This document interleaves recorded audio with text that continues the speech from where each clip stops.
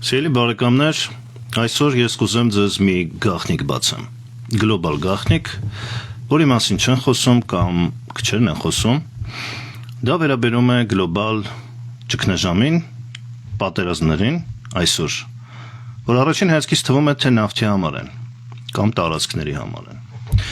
բայց իրականում իրադարձությունները, լուրերը փոխվում են ավելի արագ, քան դուք կհասցնեք հիմա լայք դնեք այս տեսանյութի տակ, որովհետև հիմա բոլորովին այլ ժամանակներ են, այլ պատերազմներ են։ Հիմա պատերազմը ոչ թե ինչ-որ ռեսուրսների նավթի համար է, այլ այն ռեսուրսների համար է, որը պետք է արհեստական բանականությանը։ Արհեստական բանականությունը այսօր այն միջուկային զենքն է, որին ցանկանում են տիրել միջին եւ իհարկե գերտերություններ եւ պայքար այսօր ԱՄՆ-ի եւ Չինաստանի դա կոմունիկացիաները եւ այն ռեսուրսները հազվագյուտ մետաղների, որը պետք է փոխանցվի արհեստական բանականությունը սպասարկելու համար։ Այսօր արհեստական բանականության կենտրոնները սպառում են այնքան էլեկտրաէներգիա, որքան Իտալիան ամբողջ տարվա ընթացքում։ Դա հասնում է տերավատ ժամերի մի քանի 100 տերավատ ժամը, որպեսզի պատկերացնեք, դա տրիլիոն կիլովատ, այսինքն տրիլիոն վատն է։ Ձեր տան հոսանքը օրինակ ամսական մի 200-300 սովորական պայմաններում կիլովատ ժամ եք չսպառում։ Եվ NVIDIA-ի հետաքրքրությունը Հայաստանում օրինակ։ Պատերազմները Ուկրաինայում, երբ Թրամփը բավարարվեց հազվագյուտ մետաղները վերցնելով եւ մի կողմ քաշվեց։ Այսօր Իրանի շուրջ հակամարտությունը ոչ թե նավթի համար է, այլ այն կոմունիկացիաների եւ այն հազվագյուտ մետաղների, որը պետք է արհեստական բանականության սերվերներին։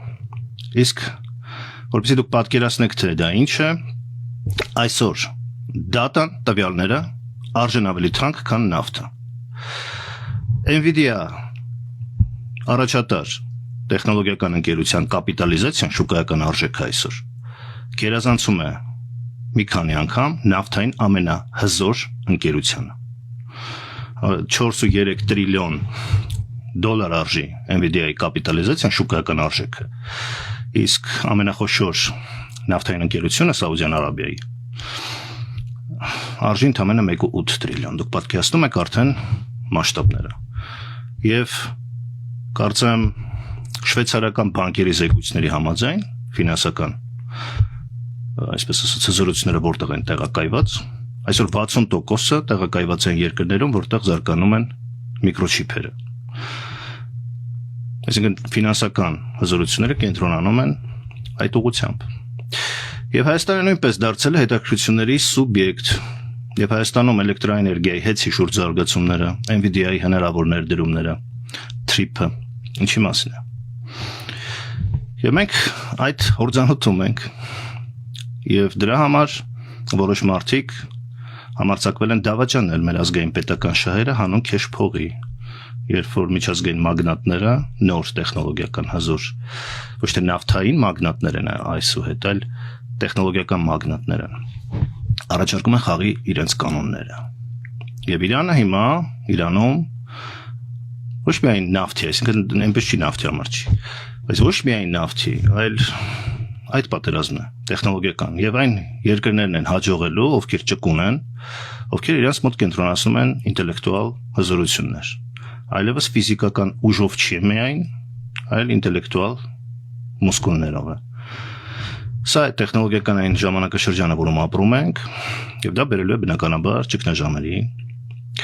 Այս մասին կուզեի խոսել եւ արժույթի համաշխարհային միջազգային հիմնադրամն է զեկույց հրապարակում, որտեղ մի նոր տերմին, աշխարհաքաղաքական տերմին է մցվել՝ թվային ինքնիշխանություն։ Այլևս ինքնիշխանությունը թվային է, եւ այն պետությունները կունենան շանս լինելու ինքնիշխան, ովքեր թվային ինքնիշխանություն ունեն, տեխնոլոգիական ինքնիշխանություն։ Եվ Իսրայելը դրա օրինակն է։ Իսրայելը ոչ թե դրոններով է հզոր, այլ նրանով, որ ունի թվային ինքնիշխանություն։ Եվ Հայաստանի համար բացվել է պատմական շանս իրականում, եւ միայն պրոֆեսիոնալ խելացի իշխանությունը կարող է օգտվել այդ պատմական շանսից։ Իսկ Հայաստանում այդպիսի իշխանություն դեռևս չկա, ցավոք սրտի։ Նոր սերունդը պետք է ձևավորի նոր իշխանություն, թվային ժամանակաշրջանը պահանջում է նոր սերնդի իշխանություն, որովհետեւ մենք հետ չմնանք այդ զարգացումներից եւ չընկնենք ոտի տակ։ Եվ պետք է շատ թանկ գնահատվի Հայաստանում այն ինտելեկտուալները, մասնագետները, IT ոլորտում, արհեստական բանականության ոլորտում, որպեսզի թույլ չտրվի նրանց արտագաղթ։ Հայաստանը փորձի ավտոնոմ համակարգեր ստեղծել։ Եվ դա իր ազդեցությունը կունենա նաև ռազմարդյունաբերության մեջ, դա իր ազդեցությունը կունենա նաև արտաքին քաղաքական աշխարհաքաղաքականության մեջ։ Հայաստանը մետաղներով հարուստ երկիր է եւ նաև ինտելեկտուալներով հարուստ երկիր է։ Եվ այժմ տեղի ունենում դրա անխնա ուղղակի մսխում այդ ռեսուրսների։ Եվ իմացեք ուղղակի, որ Nvidia-ն լինելով տեխնոլոգիական հսկա այսօր ավելի թանկ արժեք, քան նավթային ընկերությունները։ Սա խոսում այն մասին, որ մենք թևակողում ենք լրիվ նոր դարաշրջան։ Եվ պատերազմները, հակամարտությունները բոլորովին այլ ձևով են ընթանալու։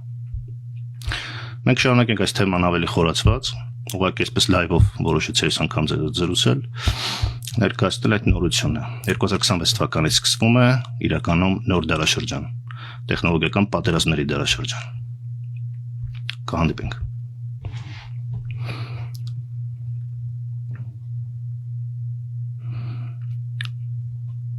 Այ